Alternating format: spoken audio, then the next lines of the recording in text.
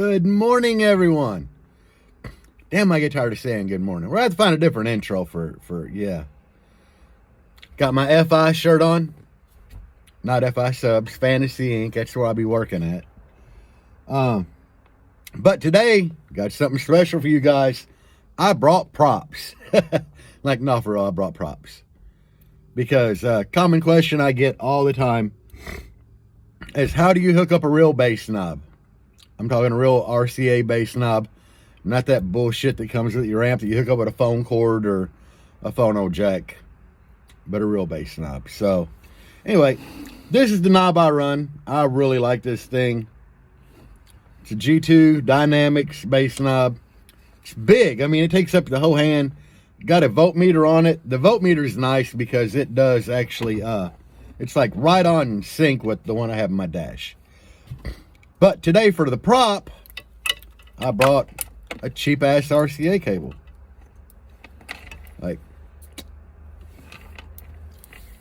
and it is a cheapie. I ordered off Amazon like years ago and didn't realize how cheap it was and never used it because, I mean, look, that thing is just too damn thin. And then I brought a bass knob from Knob Concepts. So anyway, how do you hook this thing up? That's what we're going to jump into.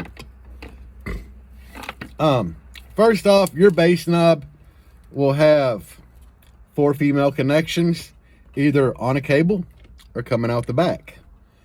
So we're going to grab a side. This is input, right? This will be output. So you focus on the input. The first thing you do is you plug these into the back of your head unit, or DSP if you're running a factory head unit or whatever, but this will go to your sub out on the radio.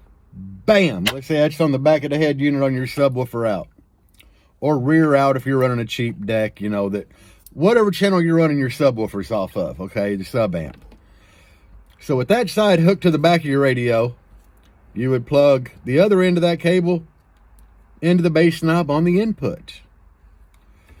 Okay, so we got that done, right? Now, you're going to focus on the output side, guys. This will be coming out of the bass knob. You're going to have another RCA cable that goes back to your sub amplifier.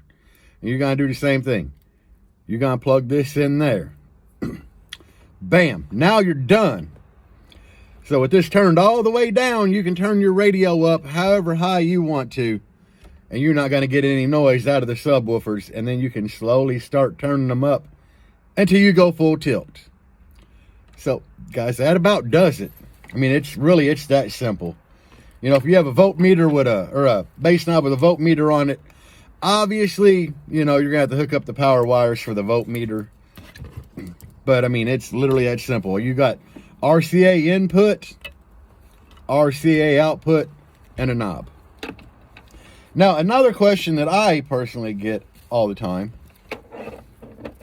is, how do you run one bass knob off of so many amplifiers?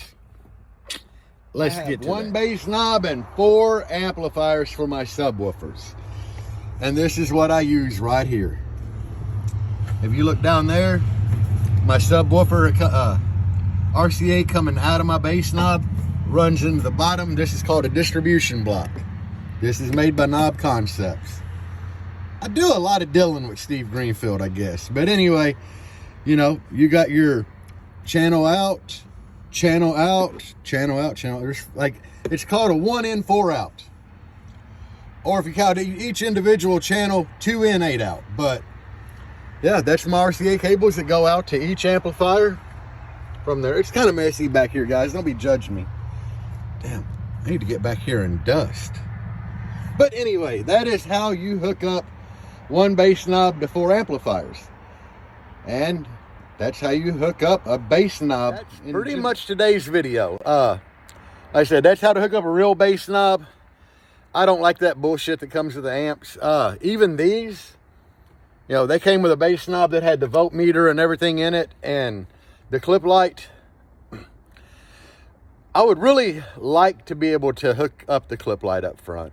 And I've actually thought about taking all 4 of the bass knobs that came with these amps apart and cutting out the actual bass knob part of it and just leaving the light connected on the cable that plugs into this port here.